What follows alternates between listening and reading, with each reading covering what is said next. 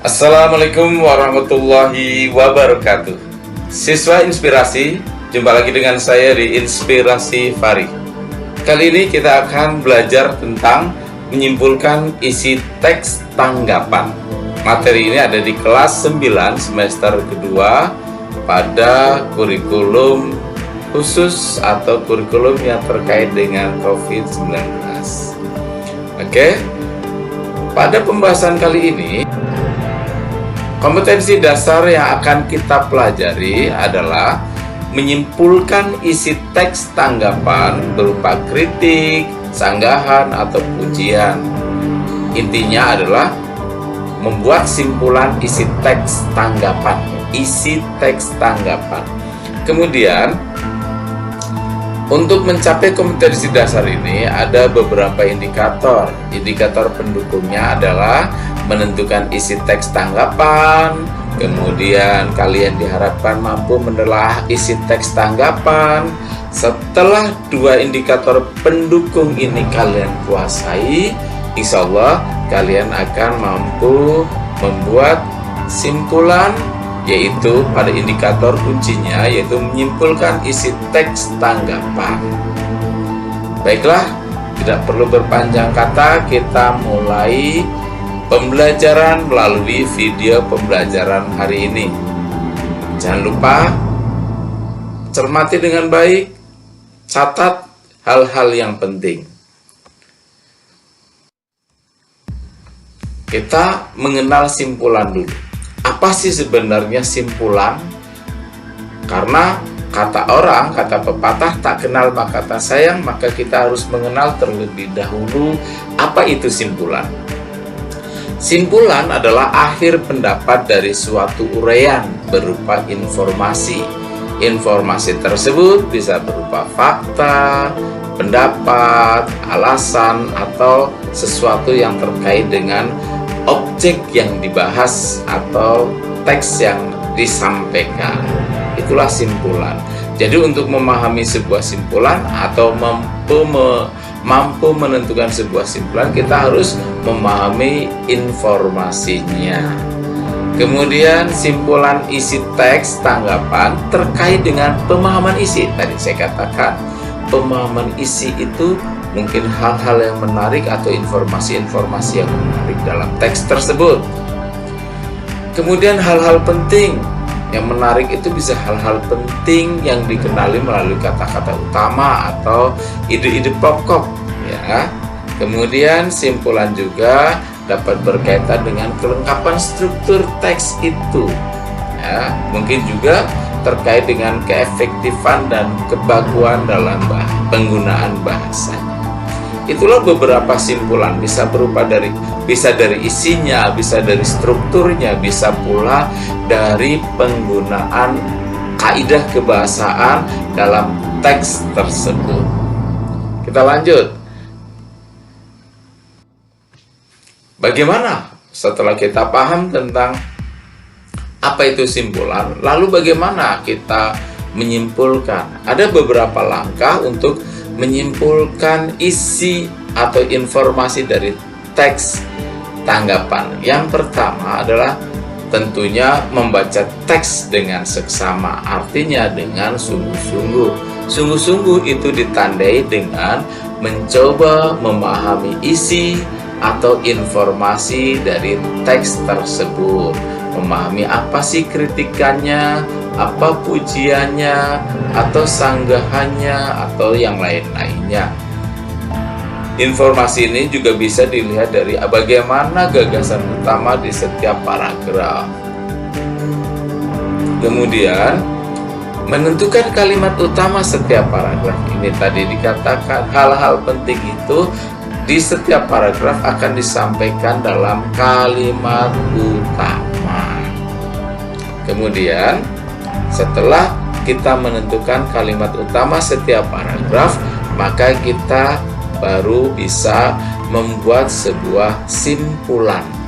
Karena tadi di awal dikatakan bahwa simpulan didasarkan pada informasi-informasi penting yang ada dalam teks tersebut. Dan informasi penting itu salah satunya ada di kalimat utama pada setiap paragrafnya. lanjutkan cara menyimpulkan. Setelah kita tadi sudah mengetahui tahapan-tahapannya, lalu kita mencoba belajar cara menyimpulkannya seperti apa. Ya, cara menyimpulkan ada beberapa cara kita menyimpulkan. Yang pertama adalah secara langsung mengambil kalimat simpulan pada paragraf terakhir bacaan atau teks. Ya, pada umumnya ditandai dengan kata-kata jadi, dengan demikian, oleh sebab itu, maka dari itu, dan lain-lain. Ingat, sering sekali kita mendapati sebuah teks yang di akhir paragrafnya sudah ada simpulannya. Maka saat kita diminta untuk menentukan simpulan, yaitu kita bisa mengambil simpulan dari teks tersebut. Caranya ada di bagian paragraf terakhir. Itu sudah ada tanda-tandanya dengan kata-kata jadi. Dengan demikian, oleh sebab itu, maka dari itu, dan lain-lain. Itu cara yang paling gampang kalau di dalam teksnya itu ada kalimat simpulannya. Yang kedua, bisa pula dengan menggabungkan kalimat utama atau ide pokok paragraf dengan kalimat simpulan bacaan atau teks tersebut. Jadi, kita bisa menggabungkan kalimat utama paragraf 1, kalimat utama paragraf kedua, dan juga gabungkan dengan kalimat simpulan. Kalau tidak ada, maka kita juga dapat menyimpulkan didasarkan pada menggabungkan antara kalimat utama atau ide pokok paragrafnya dalam kalimat-kalimat yang kita buat sendiri menjadi kalimat simpulan. Dan yang ketiga adalah mencari sebab akibat dalam paragraf. Dalam paragraf tersebut terkadang ada sebab akibat. Kita buat gabungkan antara sebab akibat atau akibat dengan sebab menjadi sebuah kalimat simpulan. Untuk mempermudah kalian memahami cara-cara ini, yuk kita mencoba mencari contohnya atau memahami contoh dari ketiga cara menyimpulkan teks tersebut. Cara yang pertama akan kita ambil dari langsung mengambil kalimat simpulan pada paragraf terakhir. Ini ada sebuah teks, yaitu hukuman mati untuk mereka pengedar barang haram. Ya. Di sini ada beberapa paragraf. Paragraf pertama saya bacakan. Seperti yang kita tahu bahwa sekarang peredaran narkoba menjadi semakin banyak di negara kita. Perkembangan buruk ini meliputi masyarakat, pelajar, bahkan sampai pejabat negara sekalipun. Yang menjadi topik perdebatan dalam permasalahan ini tidak lain adalah hukuman mati bagi mereka yang menjadi pengedar sekaligus pemakai narkoba. Ini paragraf pertamanya. Paragraf keduanya, banyak masyarakat yang mengutarakan persetujuan bahwa hukuman mati yang pantas bagi pengedar sekaligus pemakai narkoba adalah hukuman mati. Alasan pertama dan paling logis adalah narkoba mampu mempengaruhi bahkan merubah pola pikir penggunanya. Alasan kedua adalah narkoba dapat merusak generasi muda penerus bangsa. Padahal negara kita memerlukan adanya generasi penerus yang berakhlak mulia dan mampu memikul beban sekaligus tanggung jawab memajukan bangsa dan negara. Lalu di paragraf ketiga, paragrafnya adalah namun tidak sedikit pula orang yang menolak hukuman mati tersebut. Terdapat beberapa alasan yang melatar belakangi ketidaksetujuan ini. Adalah hukuman mati dianggap kurang manusiawi dan melanggar hak asasi manusia. Selanjutnya adalah pendapat bahwa hukuman mati hanya menambah anggaran negara, karena untuk melaksanakan eksekusi diperlukan biaya yang cukup besar. Pada paragraf keempat disampaikan, pada dasarnya setiap orang telah diberikan hak untuk hidup bebas. Namun masih ada manusia yang mempergunakan hidupnya untuk kerugian diri sendiri dan merugikan orang lain juga. Maka dari itu, adanya hukuman mati bagi pengedar narkoba memang harus ditinjau dan ditegakkan kembali, karena memang narkoba memberikan dampak negatif pada perkembangan generasi muda penerus bangsa. Diambil dari HTTP dan seterusnya. Dari teks ini terlihat bahwa pada paragraf keempat atau paragraf terakhir itu ada sebuah simpulan paragraf ya. Kalimat simpulan ini saya tandai dengan warna orange. Maka dari itu ya, ada kata diawali dari maka dari itu yang menunjukkan itu simpulan. Jika kita mengambil kalimat maka dari itu, adanya hukuman mati bagi pengedar narkoba memang harus ditinjau dan ditegakkan kembali, karena memang narkoba memberikan dampak negatif pada perkembangan generasi muda penerus bangsa. Maka kita telah mengambil simpulan, dan itu adalah simpulan yang berupa kalimat simpulan pada teks tersebut.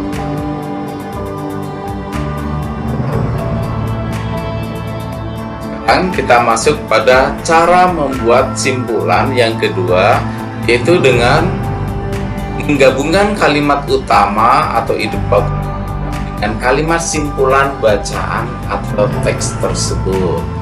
Untuk itu, maka kita harus memahami setiap paragraf mana kalimat utama atau ide pokoknya.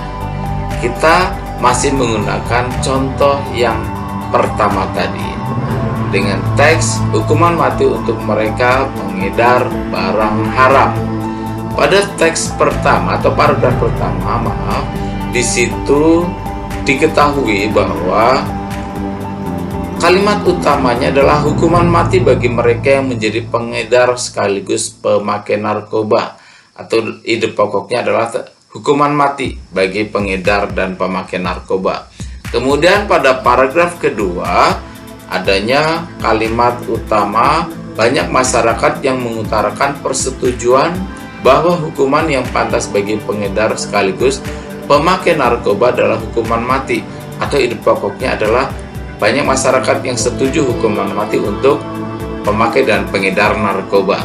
Kemudian pada paragraf ketiga adanya kalimat tidak sedikit pula orang yang menolak hukuman mati tersebut. Berarti tentang ketidaksetujuan. Kalau yang paragraf kedua tentang persetujuan tentang hukuman mati, paragraf ketiga tentang menolak hukuman mati. Kemudian pada paragraf keempat tadi seperti tadi dikatakan bahwa ada sebuah kalimat simpulan. Nah, dari 4 paragraf itu kita sudah menemukan ada kalimat utama di setiap paragrafnya dan juga menemukan kalimat simpulan.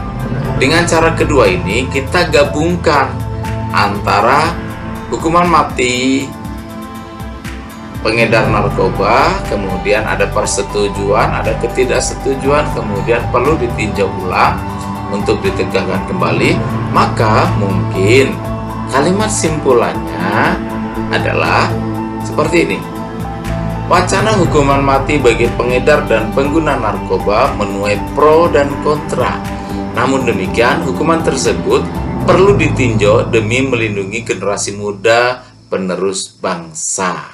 Ya, ini pro dan kontra menunjuk. Di sini ada hukuman mati yang diambil dari paragraf 1, kemudian menuai pro dan kontra diambil dari paragraf kedua dan ketiga, kemudian perlu ditinjau demi melindungi generasi muda diambil dari simpulan paragraf atau simpulan wacana tersebut yang ada pada paragraf keempat. Mudah-mudahan bisa dipahami untuk bagian kedua ini atau cara yang kedua ini. Kita masuk ke cara yang ketiga, yaitu mencari sebab akibat dalam paragraf. Sebab akibat ditandai dengan adanya sebab, karena, oleh sebab itu, sehingga, dan seterusnya. Saya akan memberikan contoh sebuah teks tentang Citarum. Pada paragraf 1, peran Citarum semakin terus berkurang karena penghancuran wilayah sungai yang dilakukan oleh manusia. Kehancuran terjadi di sepanjang sungai ini mulai dari hulu, tengah, dan hilir. Manusia yang menghancurkan, manusia pula lah yang menderita akibat kehancuran itu. Di sini sudah ada sebab akibat, yaitu ditandai dengan adanya karena, kemudian ada akibat, ya kan? Ini menunjukkan ada bagian sebab akibat di paragraf pertama. Paragraf kedua, kerusakan lingkungan dan penghancuran sungai oleh pencemaran adalah yang terberat. Kehancuran di hulu Sungai Citarum karena sistem pertanian dengan tanaman jangka pendek yang sudah tidak mengindahkan lagi aturan negara dan aturan alam. Ketika hujan tiba, air hujan langsung menggerus tanah-tanah pucuk, mengalir ke lembah-lembah, mengendap di dasar sungai dan di dasar bendungan. Dua paragraf ini juga tampak ada hubungan sebab akibat. Lalu bagaimana kita menyatukan sebab akibat ini menjadi sebuah simpulan?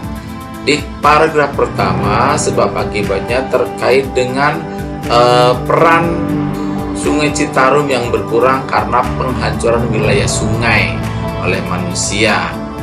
Kemudian di paragraf kedua dikatakan bahwa kehancuran di sungai karena pertanian dengan tanaman jangka pendek yang sudah tidak mengindahkan lagi aturan negara dan aturan alam. Di sini saling terkait. Maka simpulan yang mungkin kita ambil atau kita buat dengan cara mencari sebab akibat dalam dua paragraf tersebut adalah peran Citarum berkurang karena kerusakan lingkungan akibat sistem pertanian yang tidak sesuai aturan. Di sini menggabungkan antara sebab akibat yang ada di paragraf pertama dan juga menggabung dengan sebab akibat yang ada di paragraf kedua. Ya, mudah-mudahan penjelasan kali ini tentang cara menyimpulkan isi informasi dari teks tanggapan bisa dipahami. Terima kasih, semoga bisa bermanfaat. Jika di antara kalian ada yang masih bingung atau kurang paham, boleh kalian tuliskan pertanyaan di kolom komentar di bawah video ini. Atau kalian juga boleh bertanya pada Bapak Ibu guru kalian di sekolah, baik melalui secara langsung atau melalui daring. Jangan lupa bantu kami untuk berkembang, mengembangkan channel ini dengan cara subscribe bagi yang belum, kemudian komentar yang positif, dan bagikan pada teman-teman kalian agar manfaatnya lebih banyak dinikmati oleh banyak orang. Terima kasih. Assalamualaikum warahmatullahi wabarakatuh.